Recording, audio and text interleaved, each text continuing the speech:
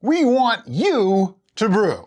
Ever since we started this channel, our goal has been to bring homebrewing to everyone. Up until fairly recently, people made their own wines and ciders, beers and meads even, in their own houses, in their home. They made it themselves. There was family recipes passed down. Everybody did it. And it was common and normal to do it at home. Then it became commercialized and everybody believed, oh, it's so difficult to do and it's this very complex process and you need a million different ingredients and you need all this other stuff and it's so hard. Well, guess what? It's really not. And we have 500 plus videos on our channel to prove that it's very, very simple. Now, it's a hobby, so like any hobby, you can make it as simple or as complicated as you want to. And we tend to err on more of the simple side. We like to just bring it to everyone. Make sure that you can make your own table wine at home or make a mead that you can be proud of. We're not looking to become pros or teach anyone to become a pro, but many of our viewers actually have open meaderies, so, you know, what does that say? But anyway,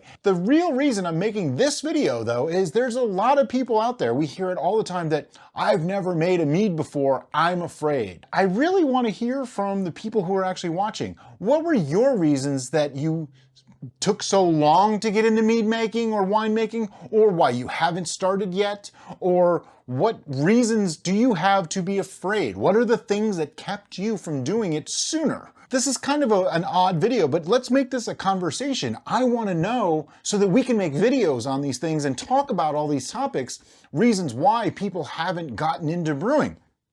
Now, I know not everyone is going to care to get into brewing, but if you're watching this video, you must have at least some interest in home brewing of some type. So let me know, what's stopping you? What is your reason for not doing it any sooner? And I promise, we look at the comments. We actually try to respond as much as we can.